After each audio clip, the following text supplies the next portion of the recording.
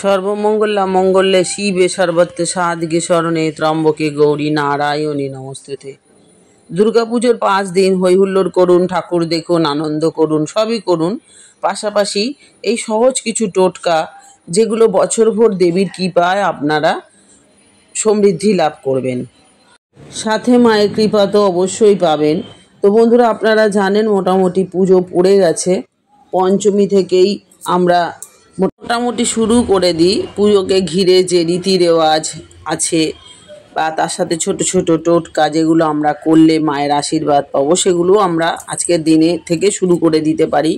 তাই আমি সকালবেলায় ভিডিওটা আজকে দিয়ে দেবো আপনাদের প্রয়োজনে, কারণ টোটকাগুলো আপনারা আজকে থেকে করতে পারবেন। আর আমি বলবো যে শুরু করার আগে নতুন হয়ে থাকলে অবশ্যই চ্যানেলটা সাবস্ক্রিপশন করে পাশে থাকবেন, সকলের সাথে শেয়ার করে দেবেন এই তথ্যমূলক ভিডিওটি। লাইক কমেন্ট করতে ভুলবেন না, আর অবশ্যই অল বাটনে প্রেস করে রাখবেন, তাহলে আমি এরকম মোটিভেশন ইনফরমেশনের ভিডিওগুলো দিলে আপনারা সঙ্গে সঙ্গে পেয়ে যাবেন।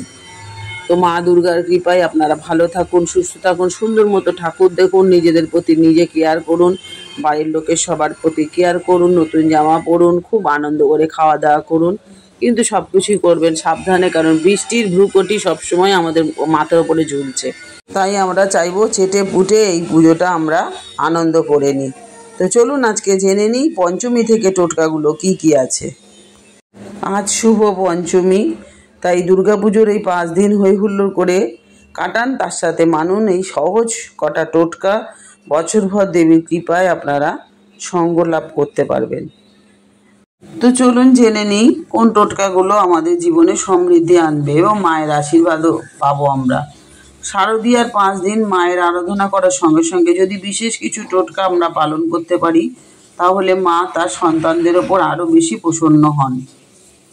যেহেতু দিনগুলো খুবই পবিত্র এবং মায়ের কৃপা পুরো দিনগুলোতেই রয়েছে, তাই এই সময় এই টোটকাগুলো কিন্তু আমাদের জন্য খুবই কার্যকর হবে।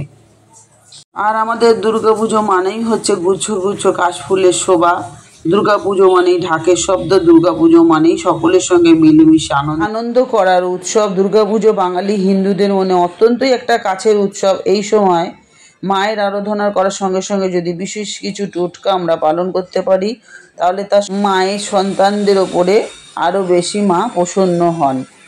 কোন টোটকাগুলো বেশি ফলদায়ী আমরা জেনে নিই।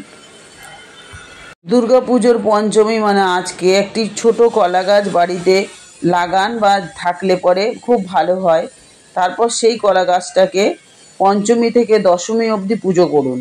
কলা গাছে 7টা করে হলুদ সিঁদুরের ফোঁটা দিন, নিজের সাধ্যমতো নৈবেদ্য ধূপ ও দীপ দিয়ে পুজো করুন সেই কলা গাছকে।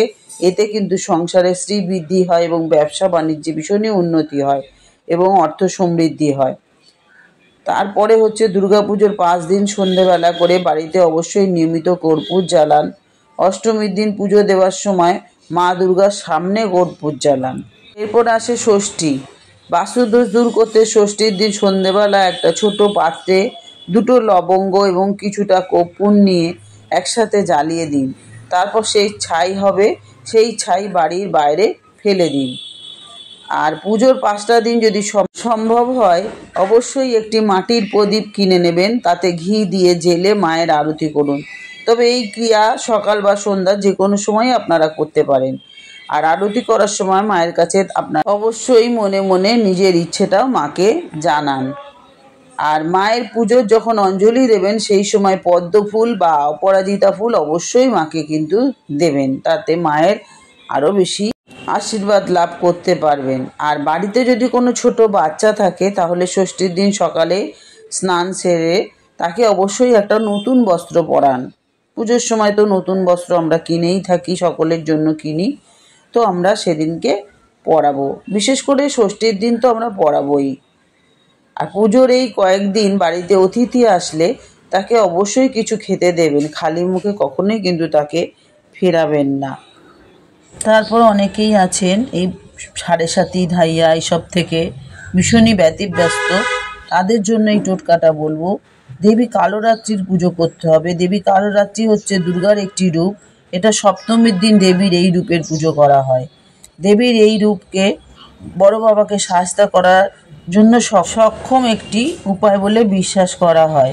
তাই জন্মছকে শনি খারাপ থাকলে অবশ্যই এই দেবীর পুজো করুন বা আপনারা জপও করতে পারেন। তারপর দুর্গা পুজোর সময় প্রতিদিন দুর্গার সপ্তশতী পাঠ করুন বা দুর্গা কবচ বা মন্ত্র যা কিছু হোক আপনারা পাঠও করতে পারেন, শুনতেও পারেন। এতে শনির কুপ্রভাব থেকে কিছুটা হলেও মুক্তি মিলবে। দুর্গার সপ্তশতী পাঠের পর শনিদেবের মন্ত্র পাঠ করুন।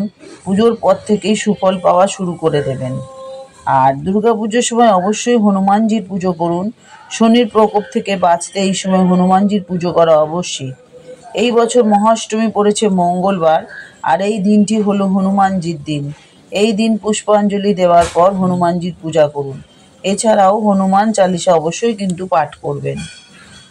তারপরেও আপনারা জানেন যে কোনো কিছুতেই কিন্তু আমাদের দান ধ্যান করাটা সব থেকে পুণ্যের কাজ। এই পুণ্যের মতো কোনো পুণ্য হয় না দান পুণ্যের মতো। তা দুর্গা পুজোর সময় চেষ্টা করবেন দরিদ্রদের কিছু দিতে, তার মধ্যে সর্ষে দান করুন। তাছাড়াও প্রতিদিন সন্ধেবেলা তুলসী গাছের গোড়ায় একটি মাটির প্রদীপ সর্ষের তেল দিয়ে জ্বালাতে পারেন। তাতেও কিন্তু আপনারা মায়ের কৃপা লাভ করতে পারবেন। আর আপনাদের যদি বাস্তুদোষ থাকে তাহলে পুজোর সপ্তমী এবং অষ্টমী এই দুদিনই দেবীর সামনে আলতা সিঁদুর এবং গঙ্গাজল অর্পণ করুন।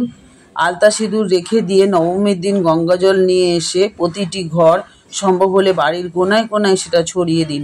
বাস্তুদোষ থেকে মুক্তি পাবেন। আর সপ্তমীর দিন অঞ্জলি দিন, সঙ্গে পদ্ম এবং অপরাজিতা ফুল নিবেদন করুন।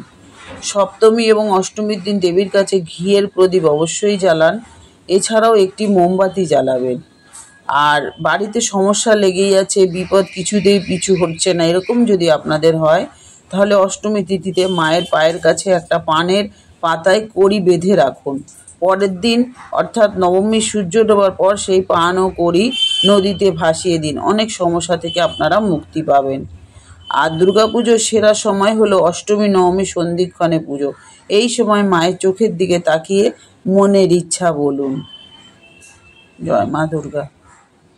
তাছাড়াও আর্থিক সংকট দূর করতে লবঙ্গের এই উপায়গুলো করুন। দেবী পক্ষে মা দুর্গাকে তুষ্ট করতে একজোড়া লবঙ্গ, 5টি এলাচ, 5টি সুপুরি দিয়ে একটা হলুদ কাপড় নিন, তাতে পুঁটুলি বেঁধে মা দুর্গাকে নিবেদন করুন। পরের দিন সকালে স্নান সেরে এটি নিজের আলমারির ভেতরে রেখে দিন। এর ফলে মা দুর্গার আশীর্বাদ আপনাদের উপর সারা বছর বর্ষাবে। তাছাড়াও আপনাদের চাকরি সংক্রান্ত সমস্যা সব কিছু মিটে যাবে। আর রাহু কেতুর অশুভ প্রভাব থেকে দূর করতে লবঙ্গের এই উপায়টা করুন। আপনার উপর যদি রাহু ও কেতুর অশুভ প্রভাব থাকে তাহলে লবঙ্গের টোটকাটা কিন্তু দুর্গাপুজো চলাকালীন আপনারা করতে পারেন, তাতেও মুক্তি পেতে পারেন সমস্ত অসুবিধা থেকে। তো পুজো চলাকালীন এই লবঙ্গের টোটকাটা কিন্তু আপনাদের অনেক সাহায্য করবে। নবরাত্রির মধ্যে প্রতিদিন একজোড়া লবঙ্গ শিবলিঙ্গে নিবেদন করুন। এর ফলে মা দুর্গার পাশাপাশি মহাদেবের আশীর্বাদও লাভ করতে পারবেন। শিবের কৃপায় রাহু ও কেতুর অশুভ প্রভাব থেকেও মুক্তি পাবেন। আর অশুভ শক্তির থেকে মুক্তি পেতে লবঙ্গের যে উপায়টা আমি বলছি ওটাও শুনে রাখুন। আপনার উপর যদি অশুভ শক্তির নজর থাকে তাহলে এর থেকে মুক্তি পেতে লবঙ্গ অত্যন্ত কার্যকরী। নবরাত্রির 9 দিন ধরে বাড়িতে লবঙ্গ কর্পূর পুড়িয়ে তার ধোঁয়া ছড়ান। নবরাত্রির প্রতিটি দিন সকালে উঠে এই কাজ করলে আপনার বাড়ি থেকে সমস্ত নেগেটিভিটি দূর হয়ে যাবে। তো বন্ধুরা, আমি বেশ কিছু টোটকা আপনাদেরকে বললাম, যে টোটকাগুলো আপনাদের জন্য খুবই ফলদায়ী হতে চলেছে এই পুজোর সময়। বিশেষ করে এই দিনে বা এই দিনগুলোতে মায়ের কৃপা কিন্তু সবসময় আমাদের ওপর থাকে। খুবই পবিত্র দিন এবং আমরা যেটা বলি পজিটিভ একদম ভরে থাকে পরিবেশে আমাদের। তো তাই এই টোটকাগুলো আপনাদের জীবন বদলে দিতে পারে। চেষ্টা করুন এগুলো অন্তত কম বেশি করার। তো আমি বলবো এতক্ষণ আমার সাথে থাকার জন্য আপনাদেরকে অনেক ধন্যবাদ। সবাই সুস্থ থাকুন, ভালো থাকুন, আনন্দে থাকুন, আনন্দ করুন। মা দুর্গা আনন্দময়ী, মা আনন্দ দিতেই এসেছেন, তাই তার সন্তানরা আমরা আনন্দ করবই। খুব ভালো থাকুন। তাহলে আজকে আসি, আবার দেখা হচ্ছে নতুন আর একটা ভিডিও নিয়ে। সর্বমঙ্গলা মঙ্গলে শিবে সর্বত্র সাধিকে শরণে ত্রম্বকে গৌরী নারায়ণী নমস্তুতে। জয় মা দুর্গা, জয় মা দুর্গা, জয় মা দুর্গা। ওম দুম দুর্গায় নমঃ, ওম দুম দুর্গায় নমঃ, ওম দুম দুর্গায় নমঃ।